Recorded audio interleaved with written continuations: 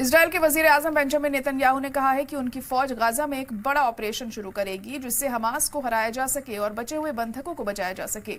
ये तब हुआ जब इजरायली सिक्योरिटी कैबिनेट ने गाजा पट्टी पर कब्जा करने और फिलिस्तीनी इलाके में बने रहने की प्लानिंग को मंजूरी दे दी है। नेतन्याहू ने यह बताने से परहेज किया कि एन्क्लेव के कितने इलाके पर कब्जा किया जाएगा, लेकिन उन्होंने इस बात पर जोर दिया कि इजरायली फौजी गाजा में नहीं जाएंगे, छापे नहीं मारेंगे और फिर पीछे नहीं हटेंगे। उन्होंने कहा इरादा इसके उल्टा है। नई प्लानिंग में हजारों फिलिस्तीनियों को गाजा के साउथ में जाने के लिए कहा गया है। ऑपरेशन की तौसी करने के फैसले का इजरायली सरकार के शिद्दत पसंदों ने इस्तकबाल किया है।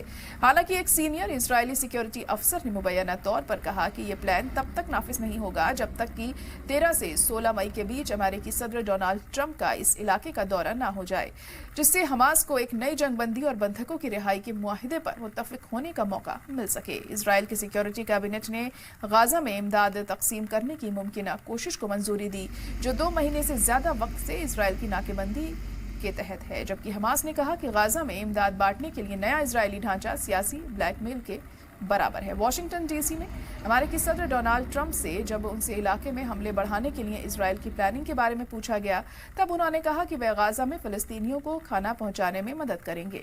इसके अलावा डोनाल्ड ट्रंप ने कहा कि उन्होंने तुर्की के सदर अर्दोगान और दोनों के साथ एक अच्छी और प्रोडक्टिव फोन कॉल पर बात हुई, जिसमें दोनों लीडरान ने गाजा में जंग पर चर्चा की, जबकि अर्दोगान के दफ्तर ने कहा है कि तुर्की के लीडर ने पट्टी में इंसानी बहरान की संजीदगी पर रोशनी डाली।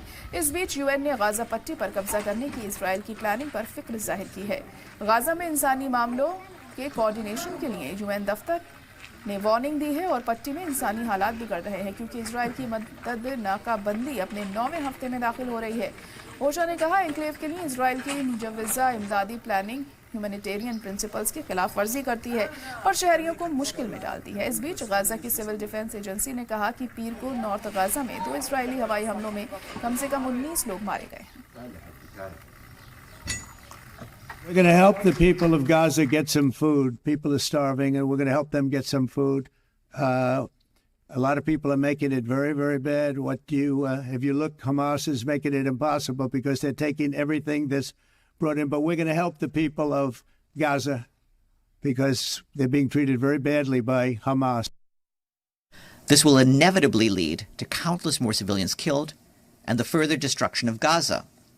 What's imperative now is an end to the violence, not more civilian deaths and destruction.